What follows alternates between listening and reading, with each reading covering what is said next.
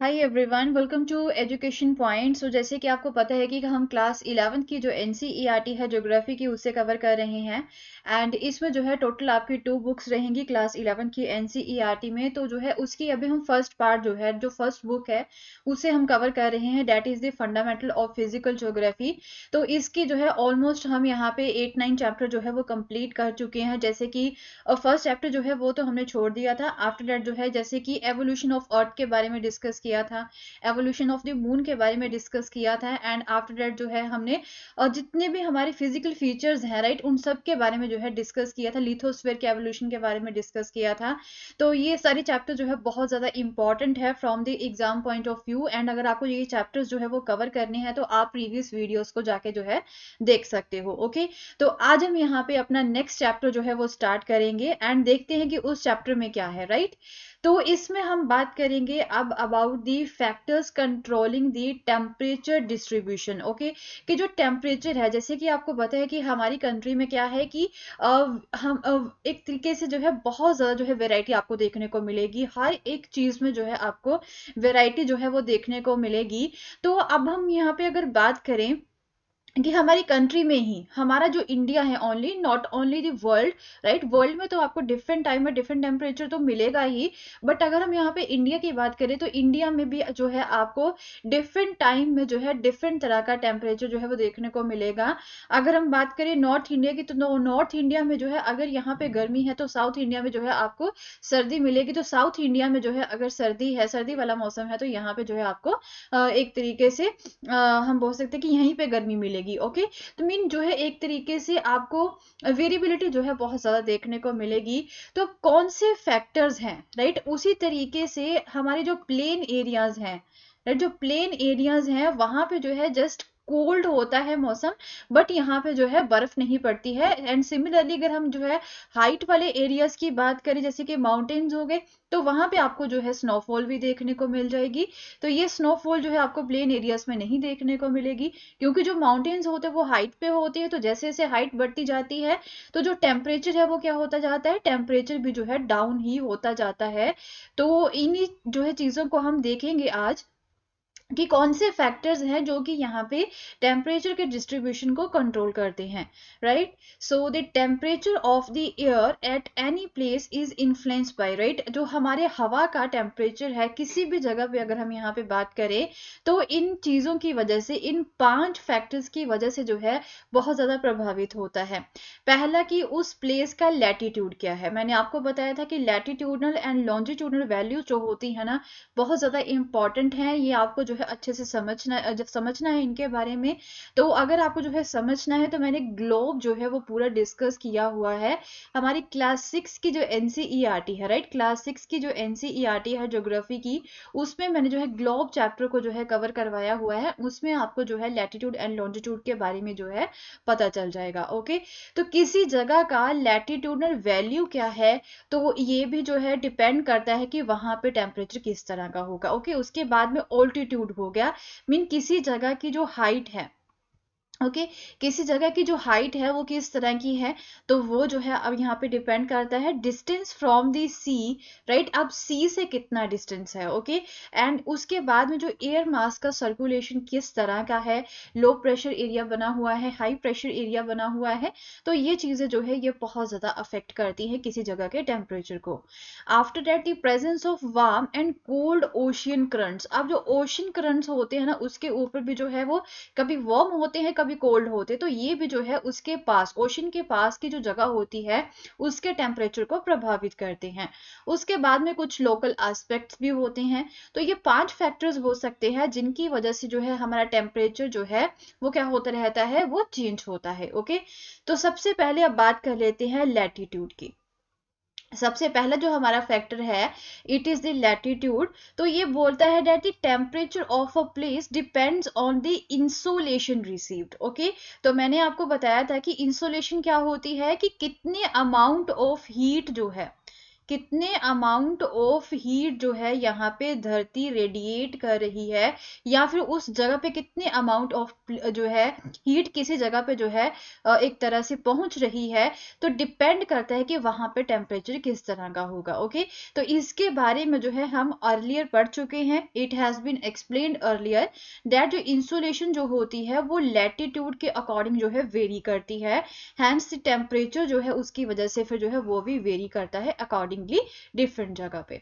Okay, so next जो factor है हमारे पास, it is the altitude, right. तो ऑल्टीट्यूड की अगर हम यहाँ पे बात करें, so the atmosphere is indirectly heated by the terrestrial radiation from the below. Okay, जो बिलो यहाँ पे हमारी सरफेस से ऊपर की तरफ एटमॉस्फेयर की तरफ जो हीट यहाँ पे वापस भी तो जाती है ना, तो उसे हम टेरेस्ट्रियल रेडिएशन बोलते हैं। तो जो वहां का एटमॉस्फेयर है ना, वो इनडायरेक्टली जो है क्या हो जाता है, गर्म हो जाता है इन टेरेस्ट्रियल रेडिएशन की वजह से। तो इनके बारे में जो है हम ऑलरेडी अपनी प्रीवियस जो वीडियोस थी उसमें डिस्कस कर चुके हैं, डिटेल्ड वे में जो है मैंने आपको करवाया था कि टेरेस्ट्रियल रेडिएशन क्या होता है। Okay, so therefore the places near the sea level, after that if we talk about the sea level, right. अब सी लेवल के पास जो है कई ऐसी प्लेसेस होती हैं, वहां पे आपको जो है हमेशा ही हायर टेम्परेचर मिलेगा। ओके, सी लेवल मैंने आपको बताया था कि सरफेस के बाद यहाँ पे आपका जो सी है, जो वाटर है वो स्टार्ट होता है, उसे हम सी लेवल बोल देते हैं।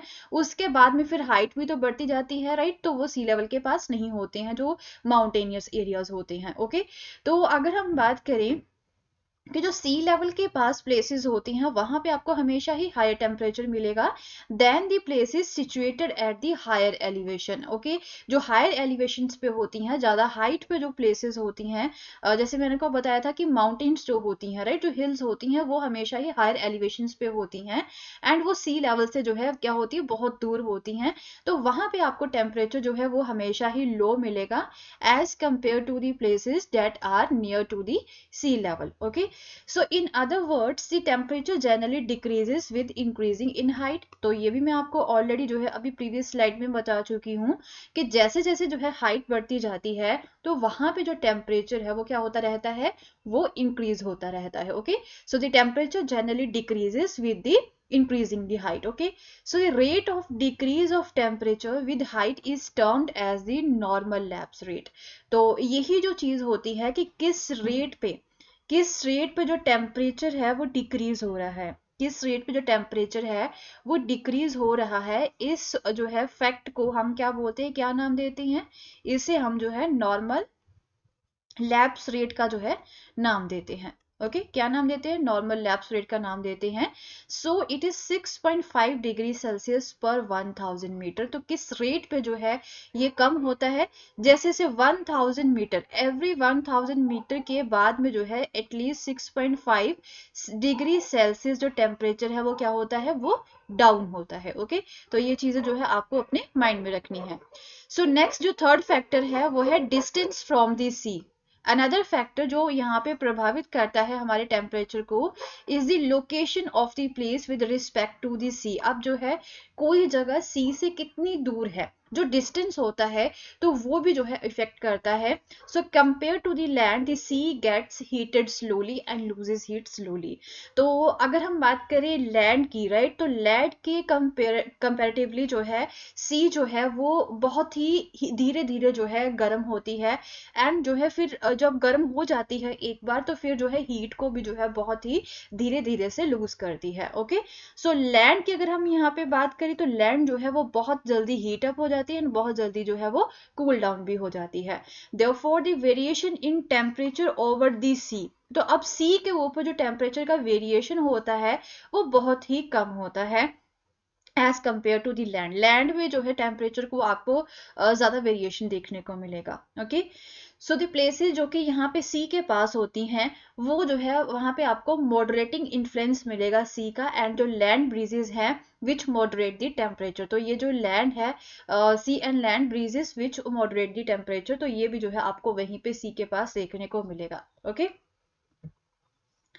सो next is a air mass and ocean currents. Right, next is a air mass and ocean currents की अगर हम बात करें, like the land and the sea breezes, जो सी में हवा चलती है, the passage of the air mass जो होता है, एयर मास जो होता है वो भी जो है टेम्परेचर को इफेक्ट करता है, उसका जो पैसेज होता है। ओके तो जो जगह यहाँ पे वार्म एयर मास के इन्फ्लुएंस के अंडर आ जाती है, वहां पे आपको क्या होगा, हायर टेम्परेचर मिलेगा। And the places that come under the influence of the cold air masses, वहां पे आपको जो है लो टेम्परेचर मिलेगा। Okay similarly the places located on the coast, जो कोस्ट के पास लोकेटेड होती हैं, where the warm ocean currents flow, यहाँ पे जो है हमेशा ही वार्म ओशन करंट्स जो है वो फ्लो करते रहते हैं, वहां पे आपको हाई टेम्परेचर मिलेगा देन दी प्लेसेस जो कि जहाँ पे जो कोस्ट के पास लोकेटेड होती हैं, तो वहां पे क्या होता है कि कोल्ड करंट जो है वो हमेशा ही फ्लो करते रहते हैं, राइट। देन जो है डिस्ट्रीब्यूशन ऑफ टेम्परेचर की बात कर लेते हैं।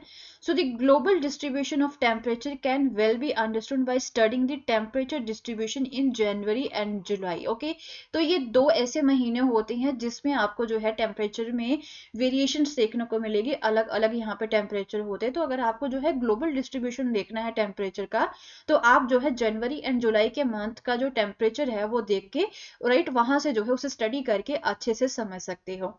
ओके सो नेक्स्ट जो है, जो टेम्परेचर डिस्ट्रीब्यूशन जो होता है, हमेशा ही जो टेम्परेचर का डिस्ट्रीब्यूशन होता है ना, किसके ऊपर दिखाया जाता है, मैप के ऊपर जो दिखाया जाता है वो जो है आइसोथर्म्स, राइट। मैंने आपको बताया था कि अपनी लास्ट वीडियो में आइसोथर्म्स क्या होती हैं। तो आइसोथर्म्स की वजह से, आइसोथर्म्स की हेल्प से जो है आपको टेम्परेचर डिस्ट्रीब्यूशन दिखाया जाता है। अब आइसोथर्म्स जो होती हैं ये लाइंस होती हैं, ऐसी लाइंस जो है होती है जो कि उन प्लेसेस को ज्वाइन करती हैं जिन प्लेसेस का इक्वल टेम्परेचर होता है। ओके आगे देखेंगे फिगर में, आपको पता चल जाएगा। जो नेक्स्ट फिगर है, it show the distribution of surface air temperature in the month of January and July. Surface air temperature के बारे में बता रहे हैं in the month of the January and July के बारे में। नेक्स्ट यहाँ पे देखेंगे, आपको ये आप देख सकते हो जनवरी एंड जुलाई में। ओके सो ये हो गया आपका जनवरी एंड जुलाई के बीच में जो टेम्परेचर होता है। सो यही जैसे ये वो वाले आइसोथर्म हो गए, यहाँ पे 40 डिग्री सेल्सियस वाले जो एरियाज होते हैं, ये 50 डिग्री सेल्सियस वाले एरियाज हो गए, ये 60 डिग्री सेल्सियस वाले एरियाज हो गए। तो ये जो सर्कल से बने हुए हैं ना, ये भी यहाँ पे 40 डिग्री सेल्सियस वाले एरियाज हो गए। तो इन्हें हम क्या बोलते हैं, इन्हें हम जो है आइसोथर्म्स बोलते हैं। ओके तो ये है आपका इक्वेटर यहाँ पे 0 डिग्री पे, एंड ये वो वाले एरिया यहाँ पे 20 डिग्री सेल्सियस टेम्परेचर है। ओके सो दिस सिमिलरली जो है इन द मंथ ऑफ जनवरी में भी जो है यहाँ पे आपको इसी आइसोथर्म्स के साथ ही जो है ये जो लाइंस है ये सारी जो है आइसोथर्म्स है, तो इनकी हेल्प से जो है आपको बताया हुआ है। So in general the effect of the latitude on temperature is well pronounced on the map, right. तो मैप पे आपको जो पता चल जाएगा कि जो लैटिट्यूड होता है ना किसी जगह का, और उसकी वजह से जो टेम्परेचर जो है वो बहुत ज़्यादा जो है इफेक्ट होता है किसी जगह का। ओके एंड जो deviation from this general trend is more pronounced in January than in July and specially in the northern hemisphere. तो नॉर्दर्न हेमिस्फीयर में जो है ना आपको ज़्यादा वेरिएशन देखने को मिलेगी as compare to the other hemisphere. So in northern hemisphere जो लैंड सरफेस एरिया है it is much larger, right. ये जो है ज्यादा है, जो लैंड का सरफेस एरिया है नॉर्दर्न हेमिस्फीयर में ज्यादा है as compare to the southern hemisphere. Hence जो इफेक्ट होता है land mass and ocean currents का, वो जो है आपको नॉर्दर्न हेमिस्फीयर में ज्यादा देखने को मिलेगा। सो इन जनवरी जो आइसोथर्म्स होती हैं they deviate to the north, right. तो ये जो किस तरफ मुड़ जाती हैं जनवरी में, नॉर्थ की तरफ over the ocean and to the south over the continent, right. And जनवरी में क्या होता है कि ये जो आइसोथर्म्स होती हैं ये नॉर्थ की तरफ जो है पहुंच जाती हैं, कहाँ पे, ओशन पे, एंड जो है कॉन्टिनेंट के साउथ में जो है ये चली जाती हैं। तो इन्हें जो है नॉर्थ अटलांटिक ओशन के ऊपर देखा जा सकता है। सो जो वार्म ओशन करंट्स होते हैं जैसे कि गल्फ स्ट्रीम हो गया एंड नॉर्थ अटलांटिक ड्रिफ्ट हो गया, इसकी वजह से नॉर्थ अटलांटिक ओशन जो होता है वो गर्म हो जाता है एंड जो आइसोथर्म्स है वो नॉर्थ की तरफ बेंड हो जाती हैं। एंड ओवर द लैंड जो टेम्परेचर है वो क्या हो जाता है, वो डिक्रीज होना स्टार्ट हो जाता है, क्योंकि ओशन पे, राइट, जो ओशन पे जो है अब टेम्परेचर क्या है, वार्मर है। आइसोथर्म उधर की तरफ जो है वो अब मूव हो चुकी है कि कहाँ पे, मंथ में, जनवरी महीने में। तो जो है वो कहाँ पे हो चुकी है, अभी ओशन में है। तो ओशन में जो टेम्परेचर है वो वार्मर होगा as compare to the land. तो लैंड में जो है जनवरी में क्या होता है, टेम्परेचर क्या होता है, हमेशा ही लो होता है। Okay so it is much pronounced in the Siberian plain में जो है आपको देखने को मिलेगा। द मीन टेम्परेचर जो होता है अलोंग 60 डिग्री ईस्ट लॉन्गिट्यूड जो है वहां पे -20 डिग्री तक पहुंचा होता है। कहाँ पे? 60 डिग्री ईस्ट लैटिट्यूड पे जो है -20 डिग्री सेल्सियस होता है। And at both at 80 degree and 50 degree north latitude में भी जो है -20 डिग्री ही आपको देखने को मिलेगा।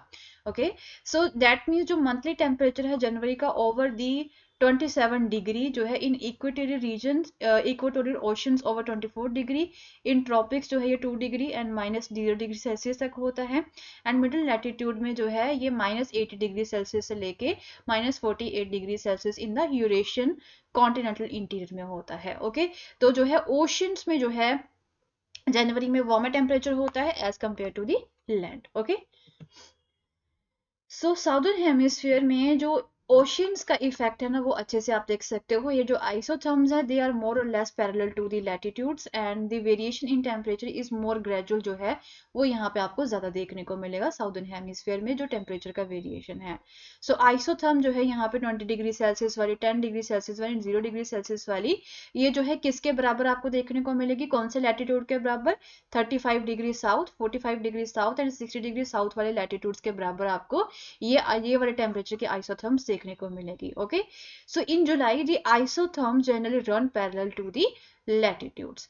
So the equatorial ocean record warmer temperature more than the 27 degree Celsius. तो जो इक्वेटोरियल जो ओशंस होते हैं वहां पर टेम्परेचर ज्यादा होता है, 27 डिग्री सेल्सियस से भी ज्यादा होगा।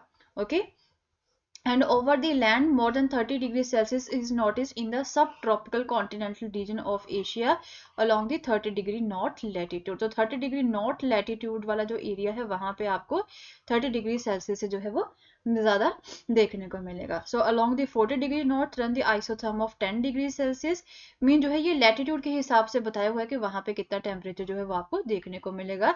जैसे कि 40 डिग्री नॉर्थ लैटिट्यूड है वहां पे 10 डिग्री सेल्सियस वाला आइसोथर्म आपको देखने को मिलेगा।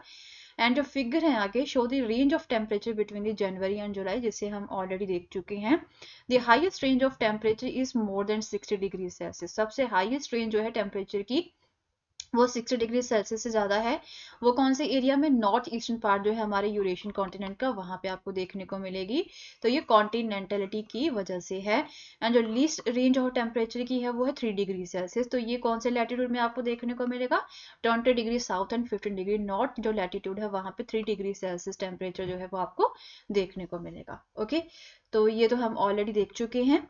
And so that's all for the day and we'll continue with the same chapter in our next video। and अगर आपको मेरा कोर्स पसंद आया तो इसे शेयर करना ना भूलें। Thank you so much.